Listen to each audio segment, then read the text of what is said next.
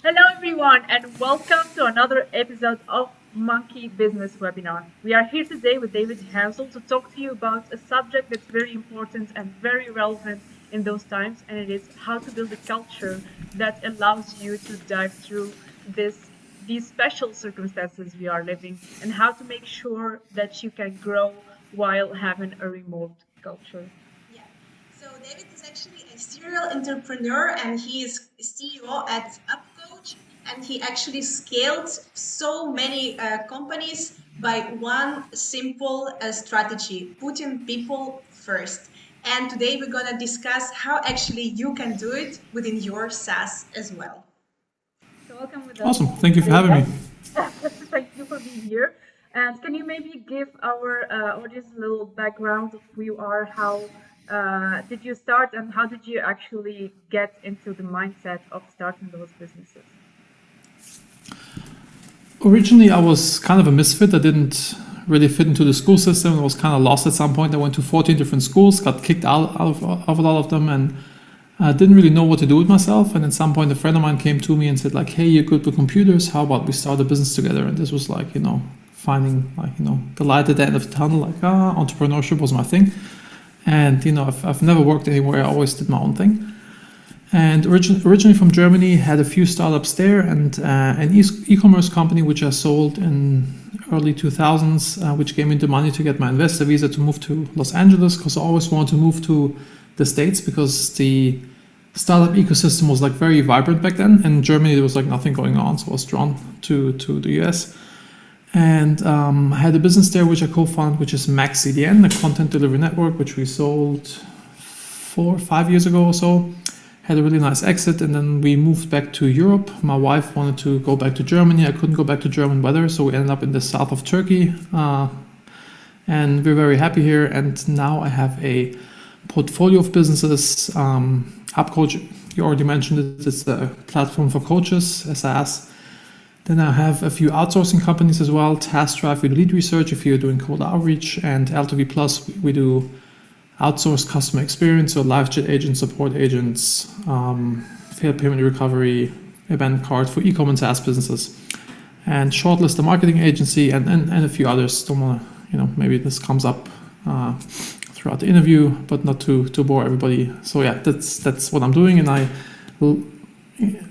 my current businesses are all remote. We have 300 people or so, a little over 300 people, everybody remote, and if you do it right, you can actually build a culture that works. Yeah. Great. I have a question that listening to your introduction came to my mind actually, and it's a bit of a personal question maybe, but you said that you didn't fit in with the schooling system, with finding yourself when you were younger, and that sounds a lot like the idea that we are raised with, that you have to find your passion. You shouldn't settle until you find your passion, the thing that works right with you. And it just right now resonates with me because I'm struggling a little bit with that, in the sense of I'm always looking for my passion so much that I notice that I'm actually neglecting what I'm experiencing at the moment and being grateful for what I have, in the way that I'm always looking for that thing that I don't have, that I would, when I find it, say, this is the passion, I found it, I'm good. But now that I actually try to shift my perspective around it and to see, okay, this is what I'm doing it now, and I'm gonna do it with all I have. I'm gonna do it out of love, and then everything I do became sort of, there is a passion in everything I do. So do you think there is the concept of passion as a separate concept, or is it really taking everything to like your own touch of it and becoming passion? Or what makes the difference of saying I'm going to pursue this, or no, I'm going to give this up and look for something else because that's not where I belong? I think it's important to think about what you really want to do and what you're passionate about and what your life's mission is. I had this when my wife was diagnosed with breast cancer 7 years ago, so knock on wood, today she's doing great. But this was a big wake-up moment where I envisioned me in my deathbed, looking back at my life, thinking, did I really do what I was supposed to do? Did I have the impact I want to have? And this brought a lot of clarity to me, and also in there's a book called 7 Habits of Highly Effective People, which I really like, and he has an exercise in there called the funeral exercise, where you kind of like, begin with the end in mind. Imagine yourself at your funeral, and people give eulogies, so like talks about you. And what would you like these people to say? It's like a good way to kind of track back and kind of what you have to do, or what you want to do to get to this point at some point. But I think you're doing the right thing, Hella, in terms of doing stuff. Just sitting around and contemplating doesn't really help, and just like really applying yourself to what's right in front of you. This will always, one thing will lead to the other, and things will become clearer on like what you really want to do. And then acting out of love versus fear. Of course, if you do the stuff out of love, everything, you're on the right path. That's my mantra: doing things out of love, not fear. Very happy to hear that you are. Yeah. And then you also mentioned that you went to many schools, but you also founded many businesses. And now I see it's becoming more of a trend that there are more entrepreneurs and people are starting business. Everyone is entrepreneur. Like everyone is a founder or co-founder of something. So how do you think, is it something that can be developed along the path or along your way? Or it's something that you're just simply born with, it's part of your DNA? How do you define that? Few thoughts on this one. It's funny to see, like back in the days, kids always wanted to become rock stars and become rich and famous that way. Nowadays people want to become entrepreneurs to become rich and famous. It's funny to see this switch. And also with entrepreneurs and being founder or whatever, I think it's like this. For me, entrepreneur is somebody who really scales something. And if you have like a freelance copywriting business or whatever, and you do all the work yourself, that's not entrepreneurship. Entrepreneurship in my mind is always like kind of scaling something and having like a mission and a vision, kind of like wanting to go somewhere. And then are you born with it or not? Entrepreneurship brings a lot of uncertainty with it, and you have to have a good stomach. The entrepreneurial roller coaster, like yay F word, like it's kind of like always these ups and downs, and you need a stomach for this. Actually, funny thing that just found out about myself, I have aphantasia, which is I'm not able to have images, like recall images, sense, taste, sounds, or emotions in my mind. My mind is basically text-based, which is kind of super weird. But this, made it very easy for me to go through tough times, or like not having like traumatic experience don't really faze me. I can just like kind of just shake it off.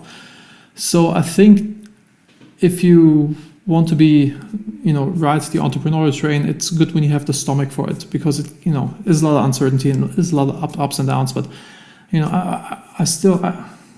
I think it's cool that we have this entrepreneurial revolution. Everybody kind of works for themselves. I think it's cool. So if you can pull it off, yeah, definitely do it. Cool. Well, to talk more about your SaaS businesses and the way you scale them, because you said you work a lot remotely, even some that you have remote culture playbook, something like that still working on. Yeah. In there, what are your main advices to people who are going through this right now? What's the most important thing to have in a remote culture to make sure that it still stands? So just some basics that applies for remote or non-remote, kind of figuring out what's the mission and the vision of your company and what are the core values of your company, so you can attract people who are actually excited to work on this or can align with their personal mission, and that this is something that they want to do. And ideally you should do something that's has a positive impact in the world, or really helps people, because people don't want to, ideally they're not doing jobs out of just to make money, but also that they're feel good about doing it because it's a big part of life. So I think that's really important. So a few tips and tricks: record a video with the job post that you do, and talk about talk people through the job description, and also share what you're about, what your mission and your vision is. I think that's really important. And having clear core values. For example, at Max again, we had build cool shit was our first core value. And like the idea with this, we want to attract engineering talent and people who want to build cool shit, and we want to repel people who want to come to work with a suit and tie because they would not have fit to our culture.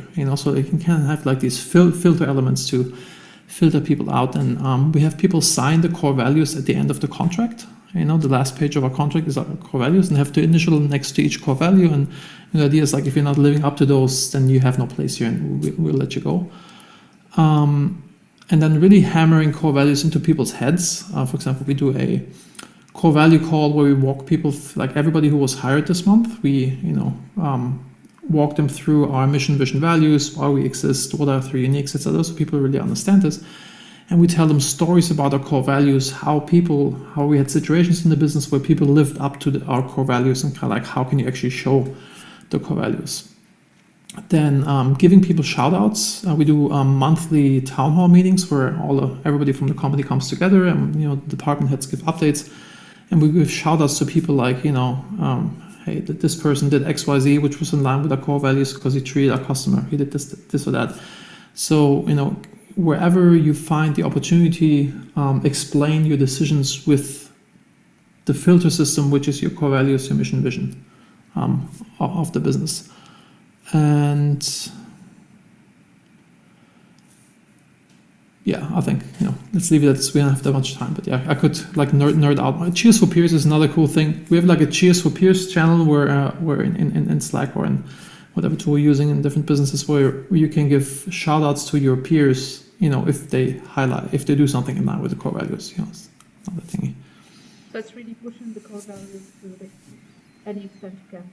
To remind people every day that's what you're coming here to do. Yeah, and it's really powerful because like if you really get this into people's heads, then everybody can make decisions the same way you as a leadership team or you as the founder would make decisions, and there's not that much back and forth. And they can also hold you accountable. For example, people first is one of our core values, and if we would violate this in terms of not treating our employees well, then they could like say like, hey guys, what the heck, like this is our core value, why are you not living up to this? So it kind of goes both ways to make sure we're aligned.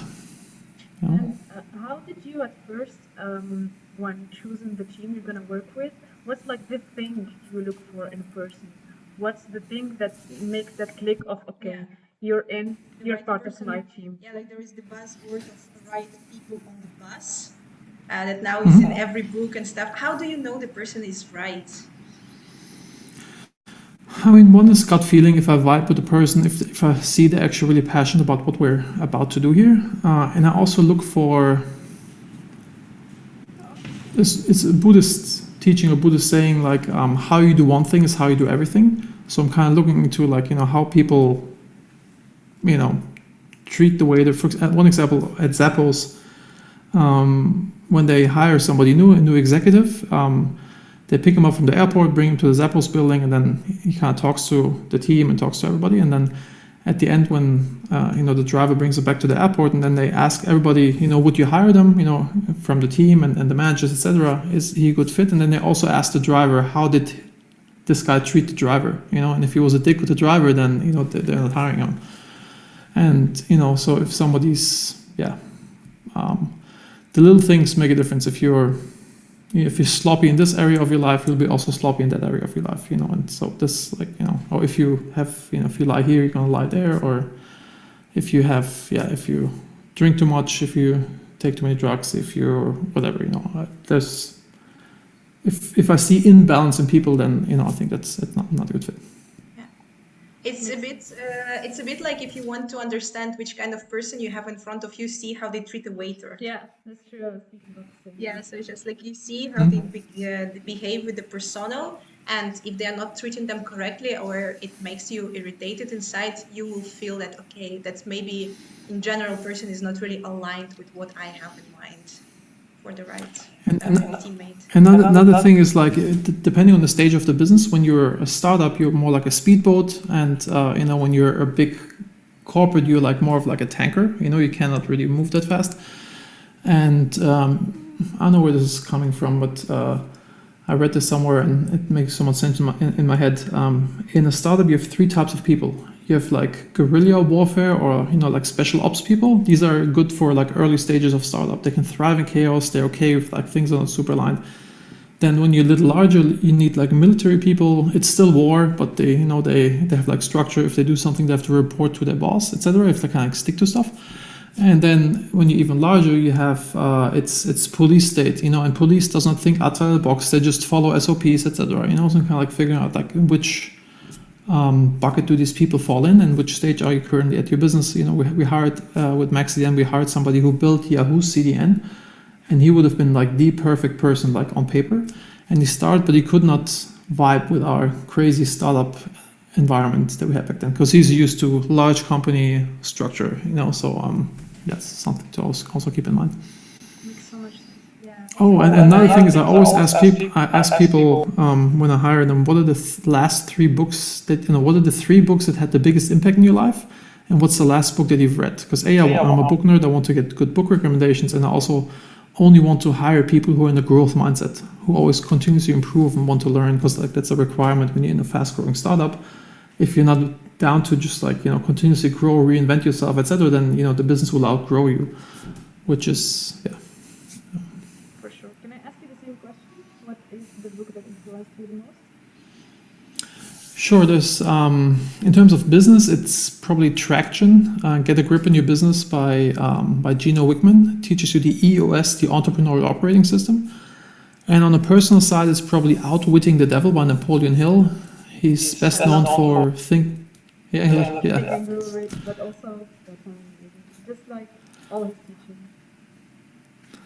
Yeah, this really opened my eyes a lot. And then The Surrender Experiment was also a really good one. And The 4 Agreements is also another book that really opened up my mind and helped me a lot to personally grow. And also I'm a personal development nerd, because I think you have to, as I mentioned before, you have to, with a fast growing environment, you have to kind of grow with it. And so it's important that you're in a growth mindset and consume books and learn.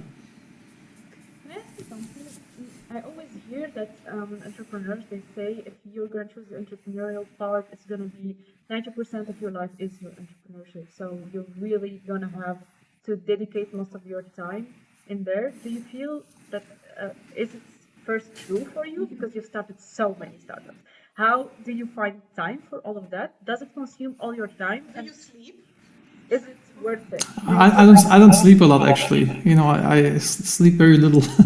But and it is all consuming, especially in the early days when you start a business.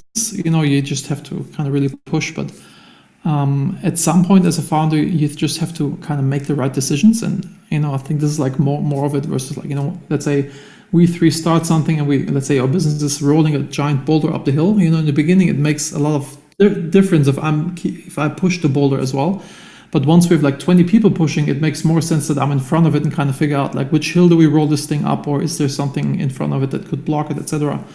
So it's more about decision making. So like the larger the business gets, and I love EOS, I love systems. I think a good manager manages himself out of the business, and then you only work on the business and not in the business. So you're basically not involved in day-to-day tasks. I found that this is like a big reason for me for growth. If I'm not in the way, I prefer to hire people who are much smarter than me in certain areas of the business. And that's just like a way of scaling.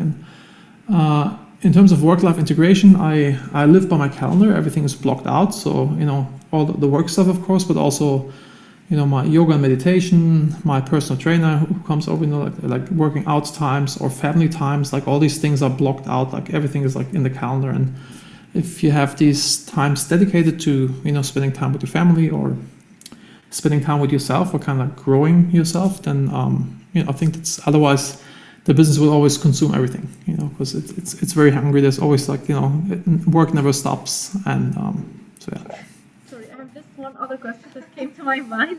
But do you think that this way for you to create so much routine, sounds like your life is structured, you have routine, you have habits. Do you think that this also is something that you're implementing in cultures? Is this something that might be helpful in remote cultures to create routine and habits? Oh, yeah. This is part of EOS, which is called the business rhythm. So you kind of have your level 10 meetings once a week with the entire management team, and also like the departments have also their level 10 meetings. Then this is one rhythm. Another rhythm is that you have your 90-day planning sessions. Another rhythm that you have your annual reviews. Another rhythm is that you have your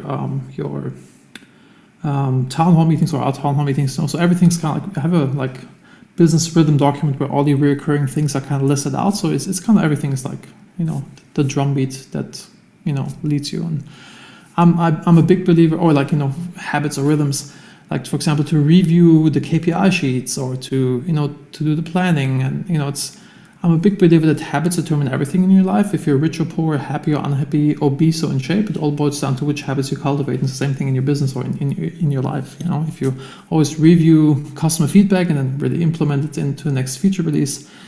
Or another thing is we have a habit is we have an error log. So every time when somebody fucks up, we add this to the error log. Every customer complaint, everything we do wrong, we put this in there, and then we talk about these errors in the level 10 meeting with the management team, and we figure out which process can we improve or which SOP can we change so this will not happen in the future. So we always get better and better and better. It's also a habit that we have to always kind of like get this feedback in and improve. So it's all about habits. And I think it's easier for the management team to implement this aspect in the management team, but how do you implement the habits and the routines in the lower, in the actual team? Because in the office it's easy to do. You can meet in the morning, you can see each other, you can have coffee, you can kind of drive them, steer them in a certain way. But when everybody's working from home, how do you ensure that somebody actually woke up or that they are actually you mean these habits? To do? Or like at least put on some clothes or put themselves in the right mindset. Because when we lose touch with people, with the team for so long, sometimes you lose touch of that habit of actually getting yourself ready. Yeah. How do you actually manage that?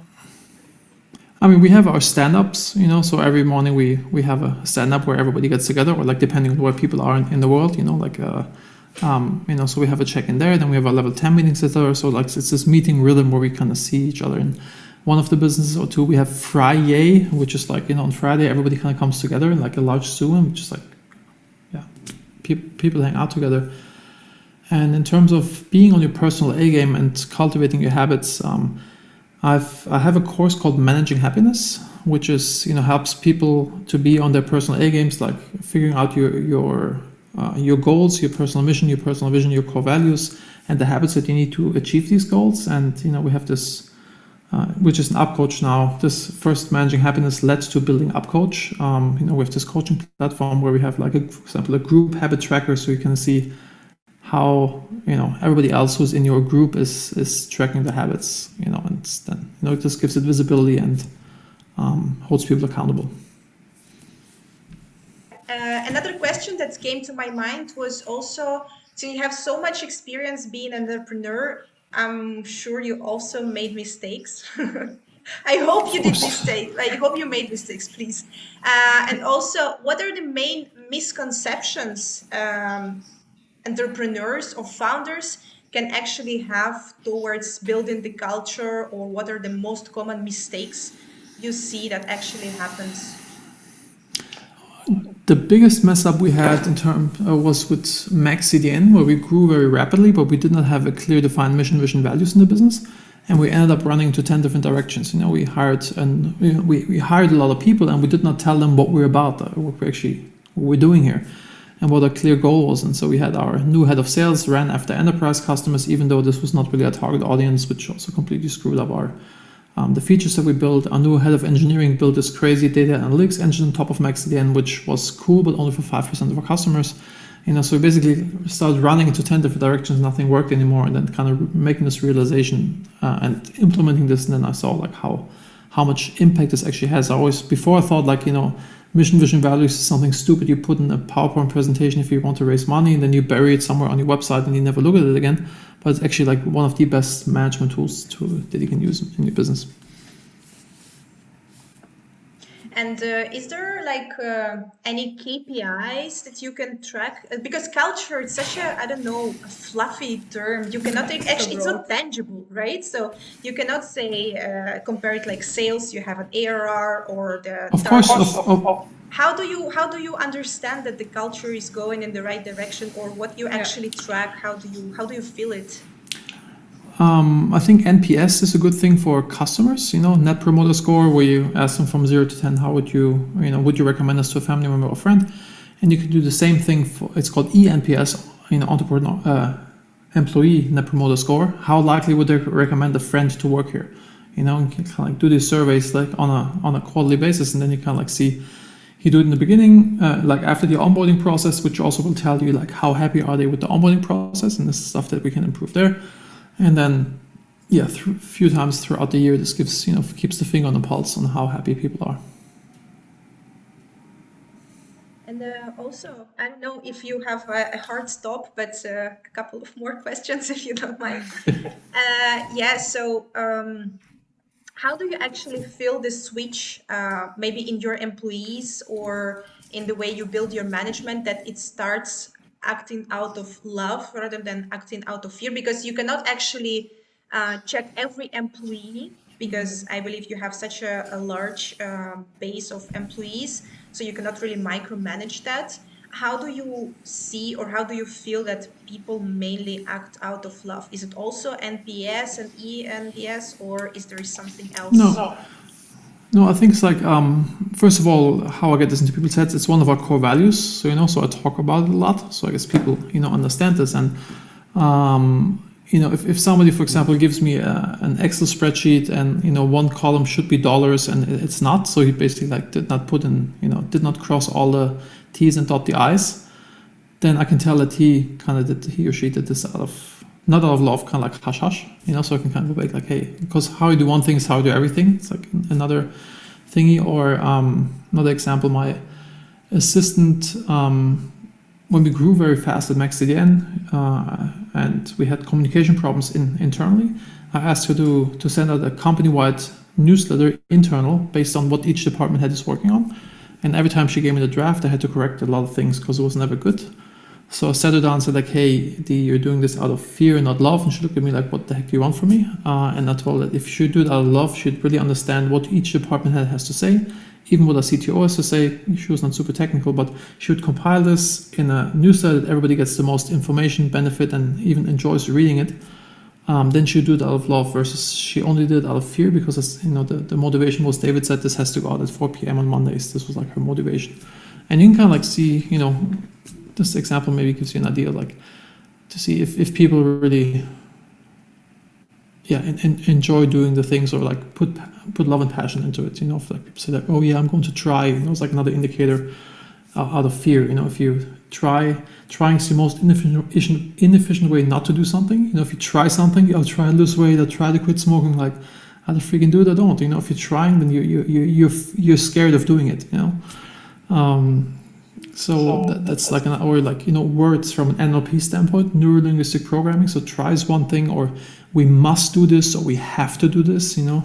I have to do my homework. No, I want to do my homework so I get better at this subject. So I always like these little nuances where you can hear out like where somebody's coming from. But to actually catch it is something, but how do you actually reverse it and to inspire the love culture in your employees? How to make that, for example, assistant act of love rather than act of the fear that you actually found out that she was acting out of fear? Because actually there is maybe love inside herself for this job, but the fear was just overflowing the love. So how to shift from fear to love? I mean, one thing I'm also a big fan of is like in our one-on-ones that I'm doing, I ask a few questions. For example, always 3 questions like the check-in. What's going really well right now? And then what is draining you? And how do you rate yourself from 0 to 10? By asking these questions, you kind of excavate a lot of stuff, kind of with what's draining you, you kind of like always hear out, feel them out, like what's actually stressing them, or, what makes them act out of fear and not love. And then, I mean, just creating a good environment that, there's this amazing book called Conscious Capitalism. And the idea is that if you, and the old way of doing business is, the mantra of a business is the business has to increase shareholders' value, basically make the owners of the business rich.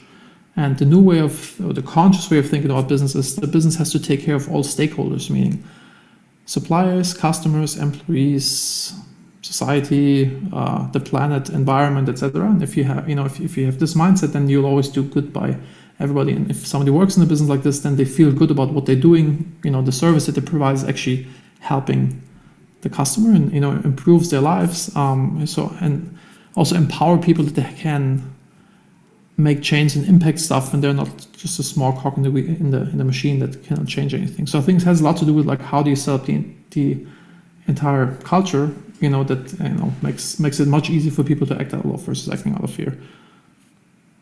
Makes so much sense. Yeah. Well, thank you so much, Yeah. David. So we went a Thank you for little having bit me. time with you, but it's just so interesting. I could talk forever about those topics. Yeah, we will definitely book more time on your calendar now that we have. Yeah, please. Feel free. It's one of my favorite topics, so I love nerding out about this. Happy to chat with you about this again. Yeah. And I hope our guests also enjoyed listening to you and picked up maybe a few books that they would like to read to improve their culture. And also took some notes on small routines that they can already start implementing with their remote teams so they can boost the culture and actually scale their SaaS to become the next unicorn on the market. Yeah. Cool. Thank you so much for joining us, David. And Thanks for having me. Thank you. goodbye. Talk soon.